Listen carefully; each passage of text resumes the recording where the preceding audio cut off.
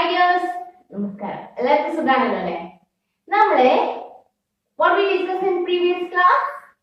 Yes, we discussed Magadha as Mahajanapada and the revival or emergence of two religions in 6th century BCE, that is Buddhism and Jainism.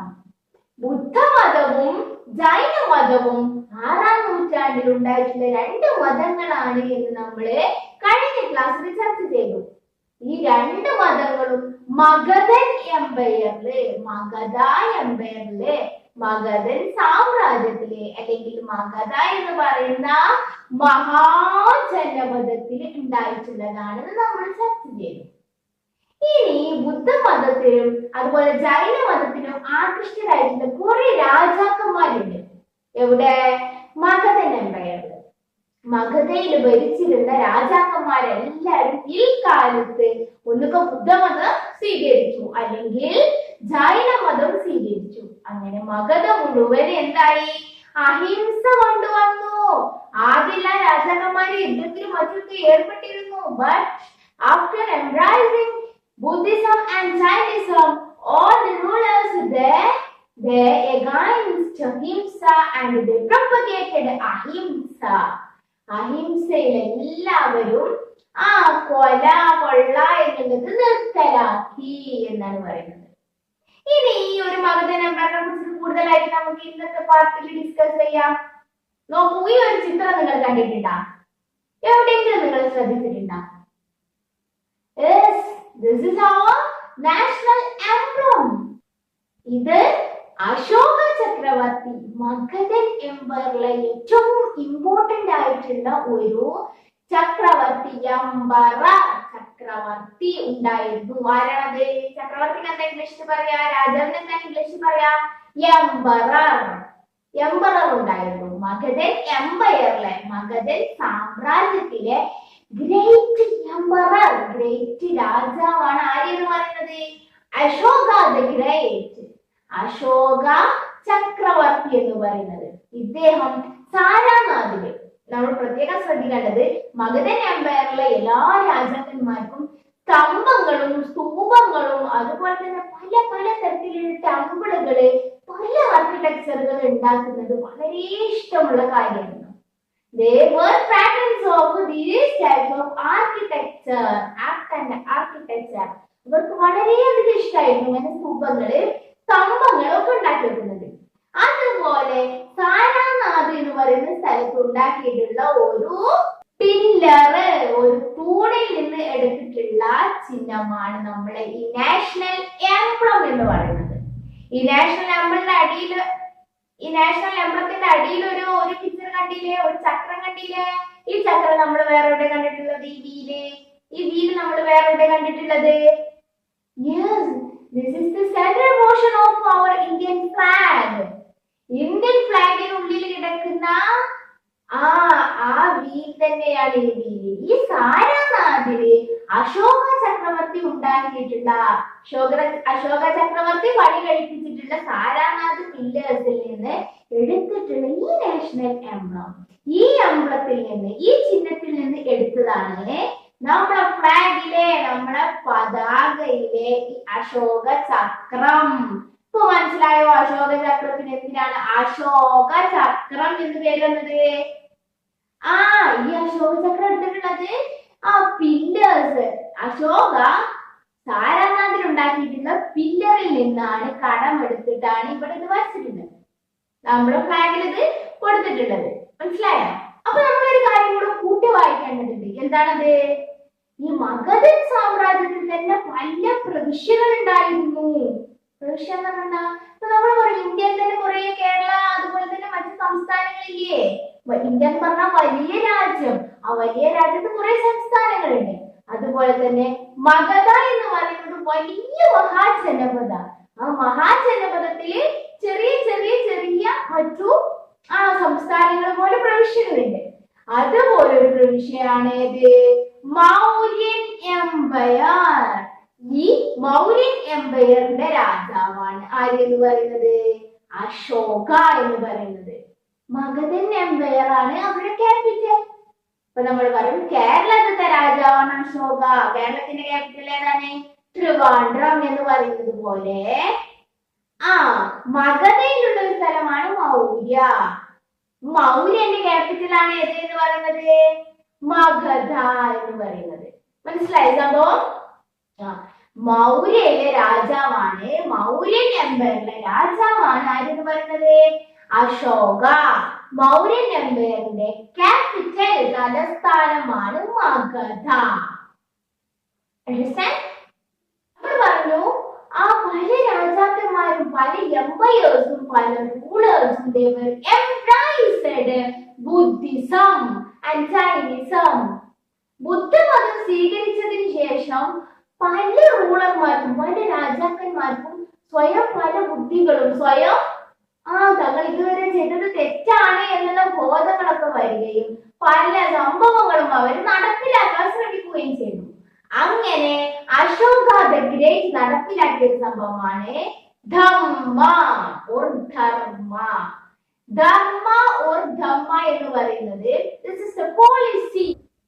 There will be peace in the kingdom only if different sections of people coexist harmoniously. എന്ന് പറഞ്ഞാൽ എന്താണ്? നല്ല harmony ആയിട്ട് നല്ല സ്നേഹത്തോടെ എല്ലാവരും ഒത്തൊരുമിച്ച് coexist ആയിട്ട് ജീവിക്കണമെങ്കിൽ എന്ത് വേണം? നല്ലൊരു പീസ്ഫുൾ ആയിട്ടുള്ള സമാധാനപരമായിട്ടുള്ള അന്തരീക്ഷം ഒരു രാജ്യത്ത് വേണം. To ensure this in this empire, ഇങ്ങനെ നല്ലൊരു സമാധാനപരമായിട്ടുള്ള അന്തരീക്ഷം ഉണ്ടാക്കാൻ Ashoka adopted the policy of Dhamma. അങ്ങനെ ഒരു നല്ലൊരു സമാധാനപരമായിട്ട് എല്ലാവർക്കും ഒരുപോലെ ജീവിക്കാൻ വേണ്ടിയിട്ട് ഉണ്ടാക്കിയിട്ടുള്ള ഒരു പോളിസിയാണ്, ഒരു സംഭവമാണ് ധമ്മ ഓർ ധർമ്മ എന്ന് പറയുന്നത്. Dhamma aimed at maintaining peace in the nation by promoting unity and tolerance among the people. Dhamma എന്ന് പറയുന്നത് നമ്മുടെ മഗധൻ സാമ്രാജ്യത്തിൽ അല്ലെങ്കിൽ മൗര്യൻ സാമ്രാജ്യത്തിലെ എല്ലാ ജനങ്ങൾക്കും ഒരുപോലെ കൺസിഡർ ചെയ്യാൻ, ഒരുപോലെ എല്ലാവരും ഒരുപോലെയാണ് എന്ന് വരുത്തി തീർക്കുകയും അതുപോലെ തന്നെ നല്ല രീതിയിൽ ഒരു രാജ്യത്തെ മുന്നോട്ട് കൊണ്ടുപോകാനും വേണ്ടിയിട്ട് ഉണ്ടാക്കിയിട്ടുള്ള ഒരു പോളിസിയാണ്, ഒരു സംഭവമാണ് ധർമ്മ ഓർ ധർമ്മ എന്ന് പറയുന്നത്. ഇതിൽ എന്തൊക്കെയാണുള്ളത്? ഈ ധർമ്മയിൽ എന്തൊക്കെയാണുള്ളത് നോക്കൂ. എന്തൊക്കെ റൂൾസ് ആണ് ഉണ്ടാക്കിയിട്ടുള്ളത്? ഒബേ പാരന്റ്സ്, പാരന്റ്സിനെ അനുസരിക്കുക. റെസ്പെക്ട് ഗുരു ഓർ ടീച്ചേഴ്സ്, ടീച്ചേഴ്സിനെ അനുസരിക്കുക, റെസ്പെക്ട് ചെയ്യുക, ബഹുമാനിക്കുക. പിന്നെ ഡിനൗൺസ് ആനിമൽ സാക്രിഫൈസ്, ആനിമൽ സാക്രിഫൈസിന് അനിമൽസിനെ കൊല്ലുന്നത് ഇല്ലാതാക്കുക, കുറക്കുക. Express tolerance towards our religion, എല്ലാ റിലീജിയനും എന്താക്കുക? സമമാണ് എന്നുള്ളൊരു കാഴ്ചപ്പാടുണ്ടാക്കുക. Show kindness towards fellow creatures, എല്ലാ മനുഷ്യരോടും അവിടുത്തെ എല്ലാ ജനങ്ങളോടും എന്ത് കാണിക്കുക? കൈൻഡ്നെസ് കാണിക്കുക, ദയ കാണിക്കുക, സാഹോദര്യം കാണിക്കുക, സഹകരണം കാണിക്കുക. ഇങ്ങനെയുള്ള കാര്യങ്ങളൊക്കെ നമ്മൾ ഫോളോ ചെയ്യുകയാണെന്നുണ്ടെങ്കിൽ ഇതിനാണ് എന്ത് പറയുക? ധർമ്മ പോളിസി എന്ന് പറയുക. എന്തിനാണിത്? രാജ്യത്ത് നല്ല രൂപത്തിൽ, രാജ്യത്ത് എന്ന് പറഞ്ഞാൽ മഗധ എന്ന് പറഞ്ഞാൽ മഹാജനപദയിൽ നല്ല രൂപത്തിലുള്ള ഒരു സിറ്റുവേഷൻ ഉണ്ടാവാൻ വേണ്ടിയിട്ട്, നല്ല സാഹോദര്യം ഉണ്ടാവാൻ വേണ്ടിയിട്ട്, തല്ലും കൊലയും കൊള്ളയും ഇതൊന്നും ഇല്ലാതിരിക്കാൻ വേണ്ടിയിട്ടാണ് ഇങ്ങനെയൊരു ധമ്മ അല്ലെങ്കിൽ ധർമ്മ പോളിസി ആര് സ്വീകരിച്ചത്? അശോക ചക്രവർത്തി സ്വീകരിച്ചത്, അശോക ദ ഗ്രേറ്റ് സ്വീകരിച്ചത്. Okay, understand? Yes, okay. അങ്ങനെ ധർമ്മം ഉണ്ടാക്കി എല്ലാവരും ഒരുപോലെയാണെന്നൊക്കെ കൺസിഡർ ചെയ്യാനും എല്ലാ നല്ല രീതിയിൽ ഭരണം മുന്നോട്ട് കൊണ്ടുപോകാനും ഒക്കെ വേണ്ടിയിട്ട് അശോക ധർമ്മ എന്ന് പറഞ്ഞിട്ട് കുറച്ച് പോളിസി ഉണ്ടാക്കി. നമ്മള് ചർച്ച ചെയ്തു. അത് ഇങ്ങനെ പോളിസി ഉണ്ടാക്കിയിട്ട് ജനങ്ങൾക്കൊക്കെ എത്തിക്കണ്ടേ? So he erected all these dharma policy in distance. എല്ലാ കല്ലുകളിലും വഴിയരികിലുള്ള എല്ലാ കല്ലുകളിലും സ്റ്റോൺ ഇറക്റ്റ് ചെയ്തു, കല്ലുകളിൽ കൊത്തിവെച്ചു. ഈ ധർമ്മയിലുള്ള ഓരോ കാര്യങ്ങൾ ഇന്നതനുസരിക്കണം, ഇന്നത് ചെയ്യണം, ഇങ്ങനെ ചെയ്യാൻ പാടില്ല എന്നുള്ളതൊക്കെ വഴിയരികിലും മറ്റുമുള്ള കല്ലുകളില് പില്ലേഴ്സ്, അതുപോലെ തന്നെ പില്ലറുകളില്, പിന്നെ സ്തൂപങ്ങളില്, സ്തംഭങ്ങളില് എവിടെല്ലാം കാണുന്നോ അവിടെ ഒക്കെ ഇങ്ങനെ കൊത്തിവെച്ചു, എഴുതി വെച്ചു, ലേഖനം ചെയ്യപ്പെട്ടു വെച്ചു. ആര്? അശോകയും കൂട്ടരും. മാത്രമല്ല നമ്മൾ പറഞ്ഞു ഈ അശോക എന്ന് പറയുന്ന മാത്രമല്ല ബാക്കി എല്ലാ റൂളേഴ്സും മഗധ ആൻഡ് മൗര്യൻ എംപയർ അല്ലെങ്കിൽ മഹാജനപദയിലുള്ള മറ്റു എല്ലാ റൂളേഴ്സും വളരെ ക്രൂവലായിട്ട്, വളരെ ഹാഷായിട്ട്, വളരെ അങ്ങനെ റഫായിട്ട് ജനങ്ങളോട് പെരുമാറുന്ന മനുഷ്യരായിരുന്നു. ഏതുവരെ? ബുദ്ധിസം അവർ സ്വീകരിക്കുന്നത് വരെ, ബുദ്ധമതം സ്വീകരിക്കുന്നത് വരെ. ഒരു ദിവസം കലിംഗ യുദ്ധത്തിൽ നമ്മൾ ശ്രദ്ധിക്കണം, അശോക എങ്ങനെയാണ് ബുദ്ധമതം സ്വീകരിച്ചത്? കലിംഗ യുദ്ധത്തിന് ശേഷം ഇങ്ങനെ ബാറ്റിൽ ഫീൽഡ് എല്ലാം നോക്കാൻ വേണ്ടി പോയി. യുദ്ധത്തിൽ മരിച്ചു കിടക്കുന്നവരുടെ ചടങ്ങുകളും മറ്റും കണ്ടിട്ട് അശോക എംപയറിന് മനസ്സലിയുകയും ഇനിമേൽ ഞാൻ ഹിംസ ചെയ്യില്ല, ഇനിമേൽ ഒരു വയലൻസ് എന്റെ ഭാഗത്ത് നിന്ന് ഉണ്ടാവില്ലാതെ പ്രതിജ്ഞ എടുക്കുകയും ചെയ്തിട്ടുള്ള മനുഷ്യനാണ് ആര്? അശോക. അങ്ങനെയാണ് അശോക ദ ഗ്രേറ്റ് എന്ന് നമ്മുടെ ചരിത്രകാരന്മാർ അദ്ദേഹത്തിന് വിളിക്കാനുള്ള കാരണം.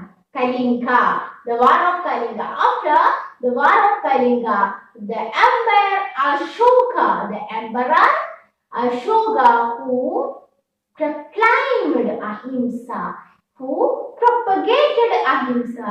ഞാൻ ഹിംസ ചെയ്യില്ല, അഹിംസയിലാണ് ഞാൻ ഉള്ളത്, ഞാൻ കൊല ചെയ്യില്ല എന്ന് പ്രഖ്യാപിച്ചിട്ടുള്ള മനുഷ്യനാണ് ആര്? രാജാവാണ് ആര്? അശോക.